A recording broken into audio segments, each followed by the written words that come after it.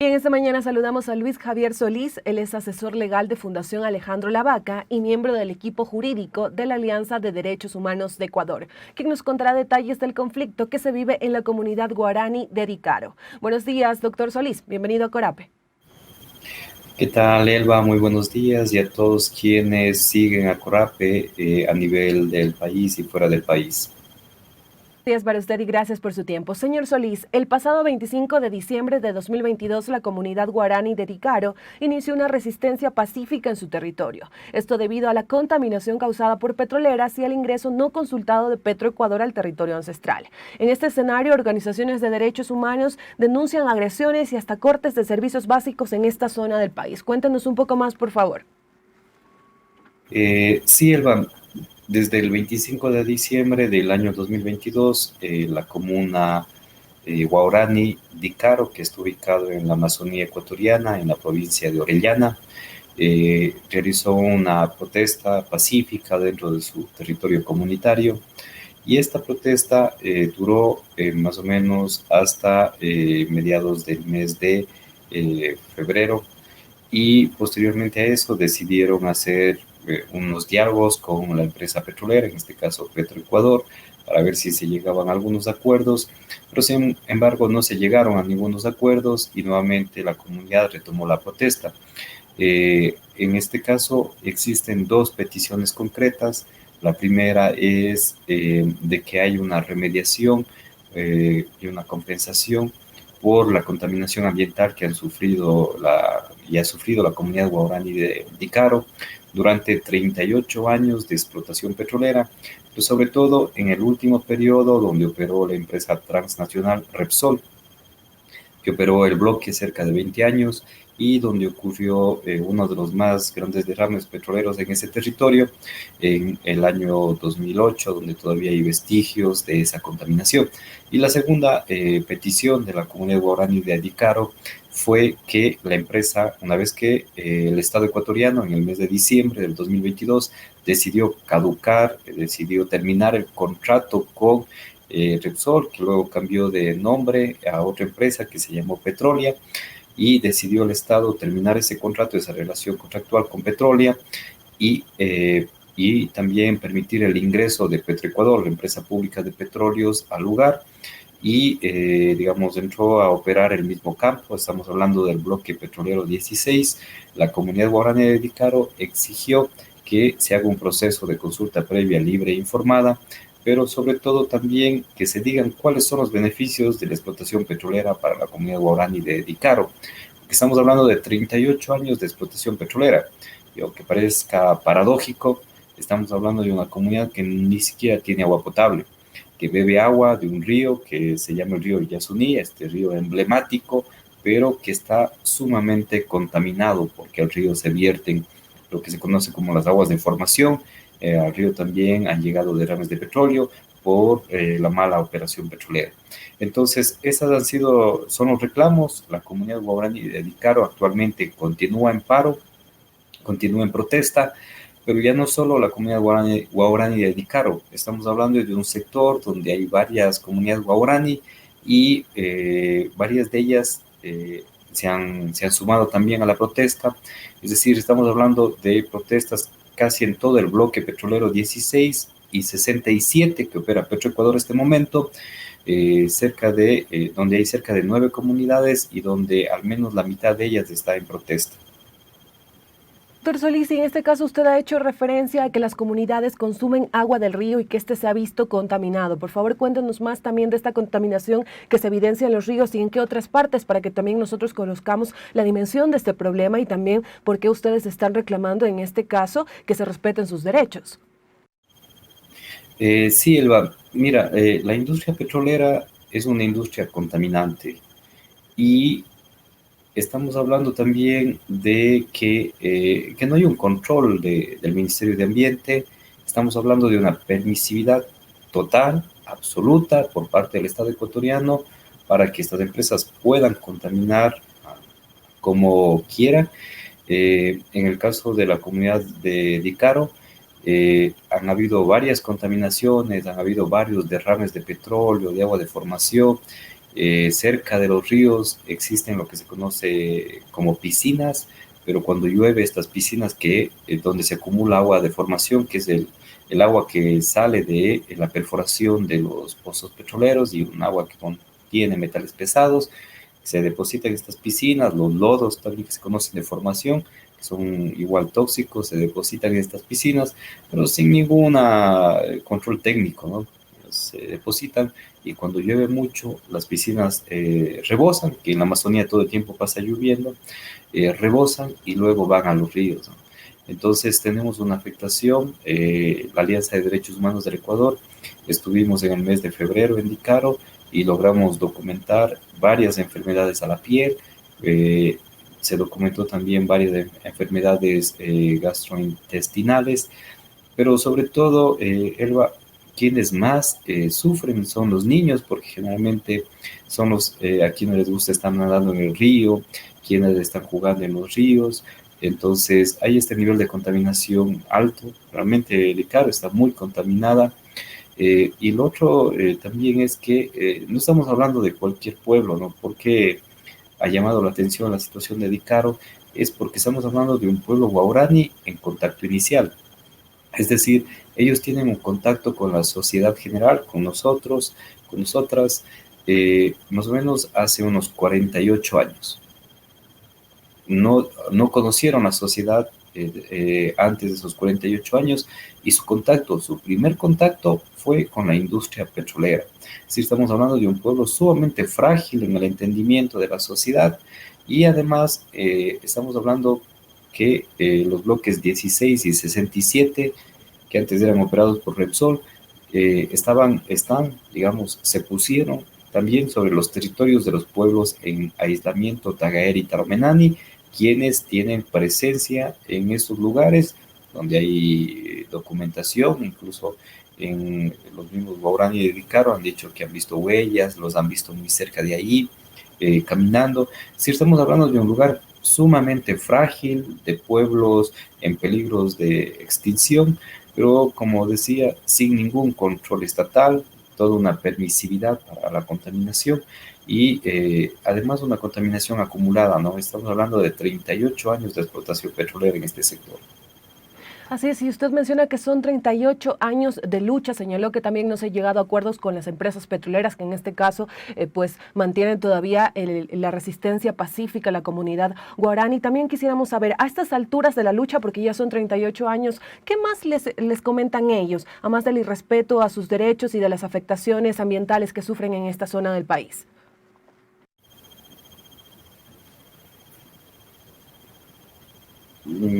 No le escucho a este momento, Elba. ¿Isaí me escucha?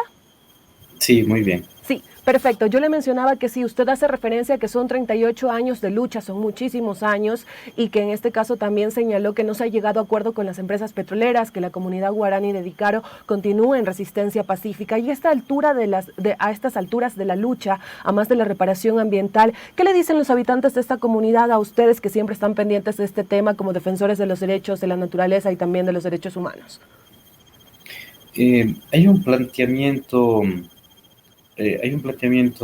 incluso cultural y es la pregunta que ellos también se hacen, ¿no? Es ¿qué beneficios han tenido de la explotación petrolera en estos 38 años? Yo he puesto un ejemplo simple y es que en esos 38 años de explotación petrolera no tienen ni siquiera agua potable. Es decir, pueden decir cualquier cosa de la industria petrolera. Estamos hablando de dos bloques petroleros con una producción diaria de cerca de 12.000 a 15.000 barriles de petróleo ahora y en sus mejores tiempos sobre los 20.000 barriles de petróleo, pero tenemos comunidades sin agua potable, sin un buen subcentro de salud. Tenemos comunidades, en el caso de Dicaro, una comunidad donde sus aulas para sus niños, para sus jóvenes, son que parecen bodegas, ¿no? Es lo último que puede darse, ¿no? Digamos, sus pupitres totalmente destruidos, una comunidad con muchos desperdicios, con mucha basura, que no hay quien, la empresa petrolera es la que hace esta gestión, pero sin embargo también cuando no quiere no la hace. pero y también una sistemática violación a derechos. Y lo último es incluso que depende de la energía eléctrica de la empresa petrolera. Y cuando hay conflicto con la empresa petrolera, lo más fácil para la empresa petrolera, lo hacía Repsol y ahora lo hace Petroecuador, es cortarles la energía eléctrica. O sea, estamos hablando de una especie de colonialismo, también cruzado por un racismo muy fuerte. Y claro, eso lleva a preguntarse realmente si es beneficiosa la explotación petrolera para los pueblos. Toda la infraestructura que se han jactado los gobiernos en Ecuador, que ha sido a consecuencia de los altos precios del petróleo, tiene también una contrapartida que es quienes tienen que pagar todas esas cuentas, quienes tienen que pagar y sufrir toda la contaminación. Y son estas comunidades, estas son las que no han podido ver un sistema de agua potable, son las que no tienen una educación, a veces ni se piensa en la educación universitaria ya en estos lugares, y además es una forma de vida de un pueblo que era cazador, recolector, que pescaba, a pasar a tener que buscarse un trabajo en la empresa petrolera, precario obviamente, es decir, todo este cambio de la cultura, todo este cambio de su cosmovisión, a cambio obviamente de que, y sobre todo, un puñado de empresarios ahí, de contratistas, que son los que hacen sus dineros en esta industria, que es la industria petrolera, ya sea público o privada, los contratistas son los que más ganan ahí, sean los que se han beneficiado a costa de incluso el peligro de exterminio de estos pueblos. Doctor Solís, ¿y se puede considerar que estas acciones que hacen las empresas petroleras, como cortarles la energía a la comunidad guaraní de Dicaro, es quizá con el objetivo de llevarles a una situación límite para que ellos quizá desistan de esta lucha? Sí, es una práctica frecuente, digamos, en Dicaro es cortarle la energía eléctrica, es como niveles, ¿no? Eh, y cuando no tiene más solución, la empresa, y no es reciente, o sea, siempre ha hecho eso, ¿no? Ahora, pero lo hacía Repsol, y él va desde el 1 de enero del 2023, ahora opera Petroecuador, la empresa pública de petróleos. Ecuador es un suscriptor de convenios, tratados internacionales de derechos humanos. Las empresas tienen un estándar a nivel internacional que se llama Empresas y Derechos Humanos, es un protocolo que deben respetar, etcétera. Nada de eso sirve en la Amazonía, nada de eso se practica en la Amazonía. Y si antes lo hacía Repsol, una empresa privada, ahora lo hace la empresa pública. O sea, la misma práctica, y por una razón también simple, es que los mismos relacionadores comunitarios, que los mismos trabajadores de la empresa Repsol están trabajando ahora para Petroecuador. Es decir, no ha cambiado absolutamente nada. Lo que ha cambiado ha sido el nombre, es decir, los guaraníes lo que dicen que lo único que ven a lo largo de estos 38 años es cómo cambian los logos de las empresas, nada más. Y esa forma obviamente les lleva a una molestia, ¿no? Más allá de que se dañan sus productos, más allá de que se dañan sus electrodomésticos, les lleva a una molestia total que es esa desatención. E incluso los guaraníes dedicaron nos ha comentado a la Organización de Derechos Humanos de que el jefe del campo, los campos del campo petrolero del bloque 16, les llama y les dice, miren, si quieren energía eléctrica, déjennos ingresar a ver los pozos.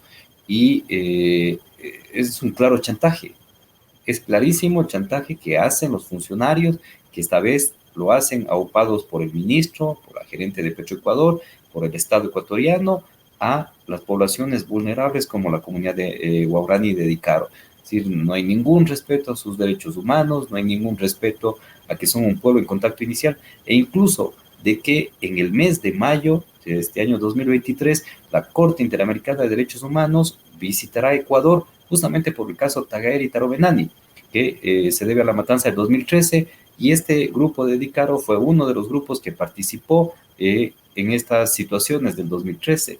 Es decir, absolutamente no le importa nada al Estado, se ve que hay una descomposición total, ¿no? También este manejo con los pueblos indígenas por parte del Estado.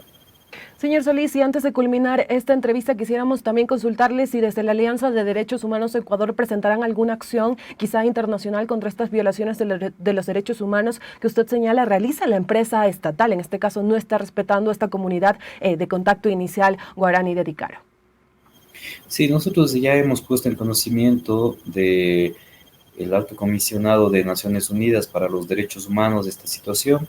También hace meses, semanas atrás, lo hemos puesto en conocimiento de la Organización de Naciones Unidas con sede en Ecuador. Ahora estamos como alianza también tratando de enviar el informe al relator de pueblos indígenas de Naciones Unidas. Digamos, hemos tratado de difundirlo en la mayor medida posible porque estas cosas de este momento realmente son discriminatorias, tienen un tinte racista y están muy normalizadas en la Amazonía, ¿no? Entonces, esas son las acciones que por el momento se está realizando. También ha habido una solidaridad por parte de la CONAIE. Entiendo que también están muy preocupados por lo que está sucediendo, por el nivel también, ¿no? Estamos hablando del pueblo guaraní en contacto inicial y además que es un pueblo guerrero, ¿no? Entonces, hay un desentendimiento cultural, antropológico total de los pueblos por parte de la industria petrolera. Doctor Solís, le agradecemos por estos minutos para Corape. 15 minutos quizá no es el tiempo suficiente para hablar acerca de estas problemáticas, de este conflicto que se vive en la comunidad guaraní de Dicaro, pero bueno, acá en los medios comunitarios de Corape siempre estamos abiertos a tener este tipo de entrevistas y conocer la realidad que se vive en las comunidades, en las zonas amazónicas que se han visto tan afectadas por la contaminación ambiental y por el trabajo de empresas. Le agradecemos por su tiempo y esperamos tenerlo en una próxima oportunidad para seguir hablando de este tema. Muchísimas gracias. Gracias, saludos a Corape.